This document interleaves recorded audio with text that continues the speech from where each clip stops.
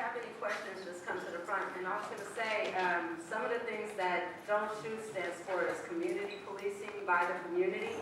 So don't be afraid to try to be a part of some of these opportunities so that we can figure out cohesive ways to do what we need to do in our community so that we don't have to have as much policing.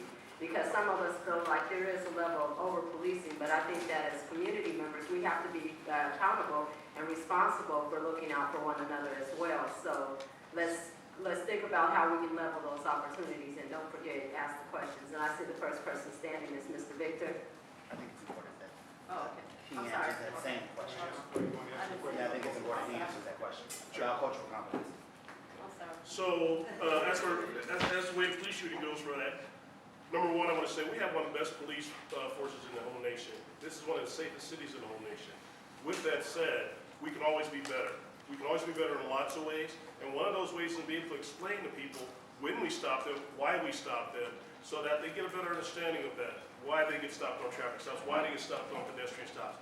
I know we're talking about cultural competency and hiring more people, but also talking to people of different cultures, you have to explain why you did what you did, not because you're doing anything wrong or nefarious and that you have to explain yourself or you're trying to cover yourself, but because people want to know. Because as a black man myself in this country, I struggle at times why Fred Meyer didn't ask me if I had Fred Meyer's award card when I've been here 50 times over the last year or two. And they never asked me what when they asked the person in front of me who's white. You struggle with that as an African American or a person of color every day. So to get those answers to those questions and say, well, sir, you have a tail light out, or you have this, how you did this, you did that, and explain it in a way where I'm not going to write you a ticket right now, but I need you to go get this fixed, or this is the third time you were stopped for this tail light out and you haven't got it fixed, I'm going to write you a ticket, so when you go to court, if it's fixed, the ticket gets dismissed. Those are the type of things that the union supports, the union knows that our members go out and do every day. We need more numbers to do it, though. I will tell you that. Some people say about over-policing. I don't believe that. We have about 1.5 officers per 1,000 in this city. Seattle has about 2.3. San Francisco has about 2.6. We are the largest agency between Seattle and San Francisco. We actually take more calls for service and cover more square miles in the city of Seattle. Yet we have less police officers to do that job. We have about 380 police officers on the street in uniform 24/7. That means out of all police officers on the street, 3 different shifts, that's how many police officers we get a day on the street. That's not enough police officers. I understand about budget, I understand a lot of things, but if your cities are safe, businesses will come here, businesses will come with jobs for people of color, jobs for women, jobs for everybody. Businesses will come here, people will move here. That will make the school systems better, educational systems better. That will present more programs for younger people. Those are the type of things we need to have. And this is one of the safest cities in the country and has been for many years. That's documented, not just in Forbes magazine and Fortune 500, but other magazines, parenting magazines, that Portland is one of the most livable, safest cities in the country. So those are the type of things that we understand are important. We understand that the way we treat people when we stop them, when we talk to them, our interactions with them just in general, the way our detectives interact with victims, the way they interact with suspects, all those things are important, and that is part of cultural competency. Because if you're not interacting with people in a way that's giving them the information they need and they understand, then they're going to feel slighted and they're going to have to wonder why. And we want to make sure that that doesn't happen, and that's what the union is in support of, to make sure we continue to do that, but we do need the people to be able to do that. And I was going to say that when I say over-policing, I mean my brother can't drive around in his Cadillac. He has to drive his Jaguar, because if he rolls off his block in his Cadillac 5 times in a week, he's going to be pulled over 3 times. You know, if you look at Busted magazine, for the small population of black people that we have in the city of Portland, half of the people on the magazine, front page, second page, third page, fourth page, are people of color. And they're continuously being stopped and they're continuously being incarcerated for walking down the street looking suspicious. So that's what I mean by over-policing. I don't know the technical term that you're referring to. That means that it's not as much, but to me it is. Who has a question? Glenn? Victor? So go ahead and introduce yourself, what organization, or if you're just a private citizen, and your question, and you have 2 minutes. My name is Victor Pierce, senior, and I have a ministry. It's called Unique Christian Ministries. I have 2 platforms. One is called Knowing the Rights in Christ America, and the other one is called America Bless God. There are 2 inspirational poems that I have. to try to spread the love and try to bring understanding from a proactive basis instead of a reactive. When you talk about protest, we talk about going out and doing something that raises awareness to the community. I say this, that freedom of speech does not negate the responsibility of content. And when we protest, let's protest in a way that opens the door to dialogue and communication on both fronts, in both ways. We need to be, as being the white man needs to be respectful of the black man also needs to be respectful and open to the human content of humanity and who we all are and who we all represent. We're not just representing the color of the skin, because the color of the sin is in our skin. So when you look at things from that perspective, we all are sinners and come short of the glory. My question is this: when are we going to start changing our society into a proactive society instead of being reactive and just coming up with questions and not with answers? Today is the beginning of that, I see. And I encourage more to come and more to share. My website is ucmrights.org, and that's my question. Okay, so I wanted to go ahead and answer that because I know that in regards to protesting, we haven't been protesting without dialogue. We've been dialoguing with the city and local policymakers the entire time that we've been protesting. And one of the things that we started with before we brought the protesters to the policymakers were we educate our community members. We've been doing this since August, once a week, 4.5 hours each week. We've been teaching them the Know Your Rights training. We've discussed legislation, policy change. We've discussed the legal system, the judiciary system. We've taken them over there to City Hall, introduced them to the auditors that deal with the independent police review. They've had meetings and they've attended workshops with the Citizens Review Committee. And I think that we're very well informed as to who we can go to identify information that we need to be informed citizens.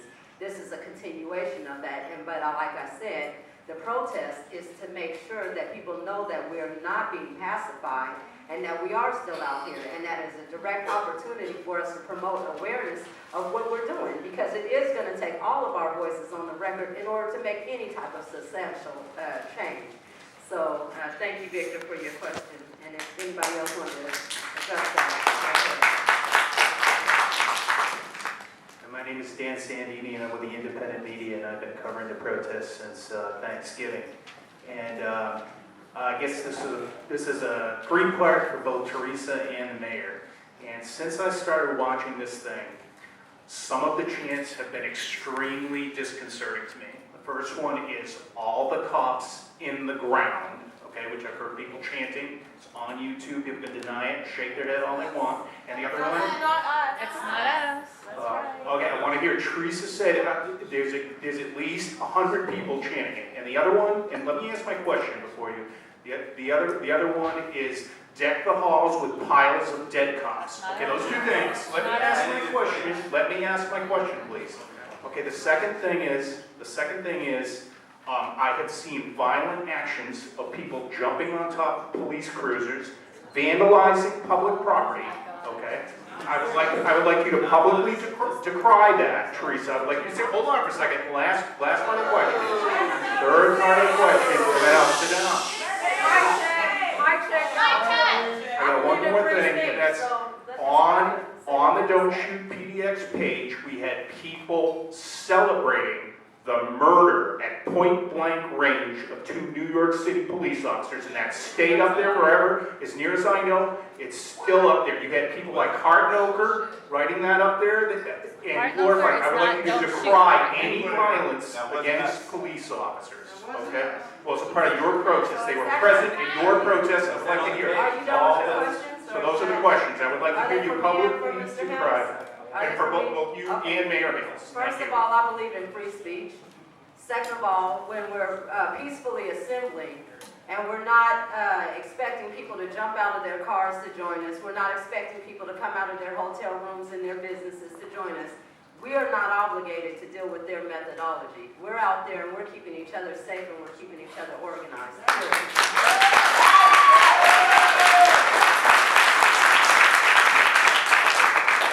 So I would just like to say that wasn't us on that page. You don't have to make it. That's a public page. But anyway, so I just sat up here and I heard you say that 86 officers responded to one person. Was that correct? And then you said not enough police officers are in the street.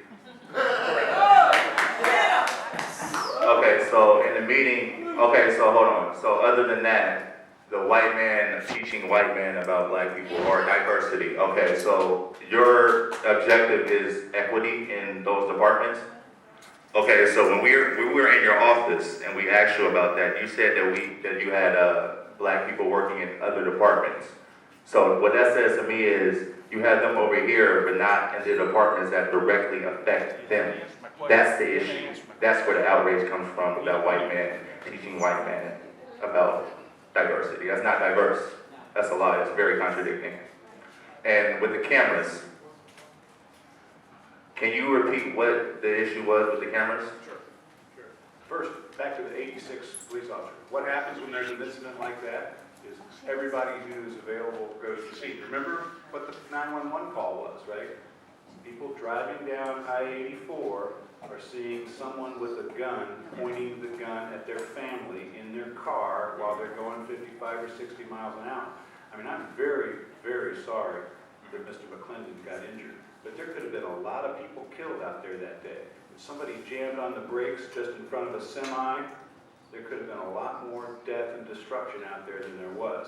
So I am not going to apologize for sending every available firefighter and police officer to a situation where you got a guy with a gun on a freeway. I mean, that's just game over. Everybody, all hands on deck. Now, Well, can I piggyback on that too? When those 86 police officers were out there on 94, the city was shut down. Yeah. There was nobody to take calls in Northwest, Southwest, Northeast, any other place. 95% of the police bureau was there. Those 86 were 95% of the police bureau were there because that was their priority that day, to stop death and carnage on the freeway.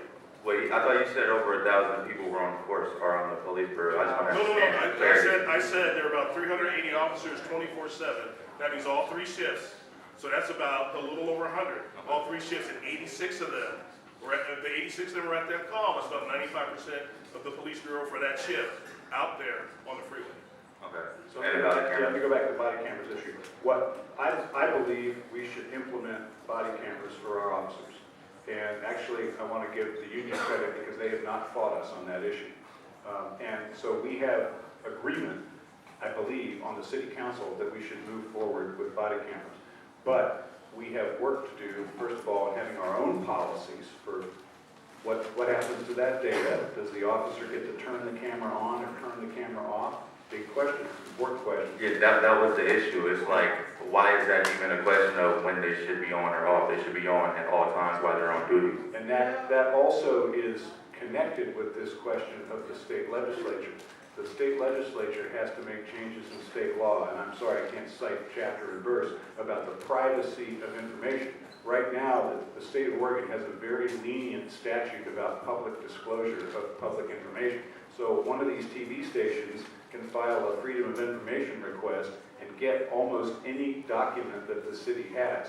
I don't want the channel, whatever news, putting that domestic violence incident on tonight's news. So there are some boundaries that we need to draw around what the media can request and receive in order to protect you or me or anybody else who's been filmed in an interaction with the police. So I think these cameras, used the right way, are a useful tool. Now, back to policy. The city has to set a policy about whether the cameras are always on or always off. One of the things that's changing now is that we're going to put proposed policy out there and give the community a chance to comment on it before it's ever approved. So you have the opportunity now and over the next couple of months to tell us what you think we ought to do with body cameras. And I hope you exercise that. Okay, so one last thing. So this is a question to both of you guys. Do you think that people should film the police? Yes. Right now, people have the right to do that. So it's not To me, it's not a question, it's their right. So why are you in classrooms telling students that it's illegal to film you? Why were you telling us when we came to your office that to not film you and all that I didn't say it was illegal. What I said was we were having a conversation, and part of the parameters were, we weren't gonna have any video coming out of there. Okay, so you just contradicted yourself. But thank you, that's all I have to say.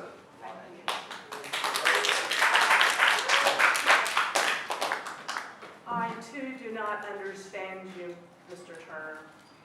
I do not understand how your logic that adding more police officers is going to improve education in our town when the police department in fact keeps eating a larger and larger piece of our budgetary pie, and we keep laying off teachers and closing schools.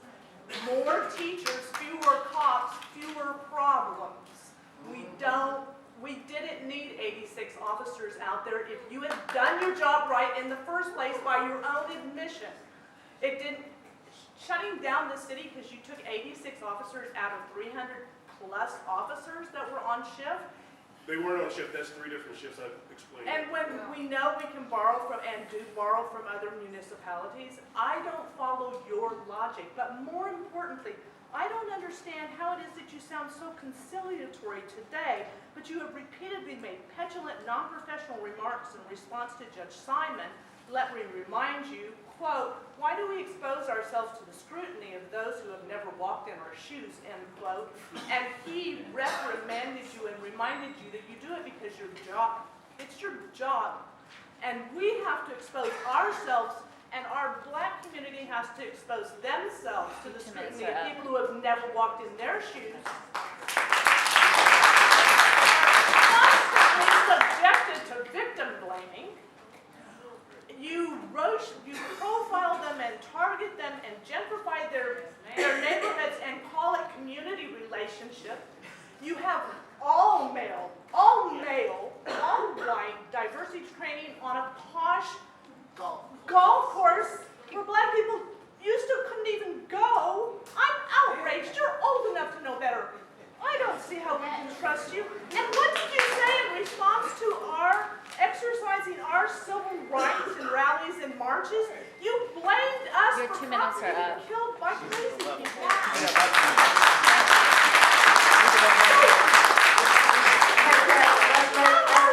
Let's make time for the next person to speak, Tess, because the 2 minutes, they already did the 2 minutes. I want to make sure that we all get to speak on the record, I Tess. just want to understand Okay, how your we're 2 minutes supposed to are up. trust you. Right on.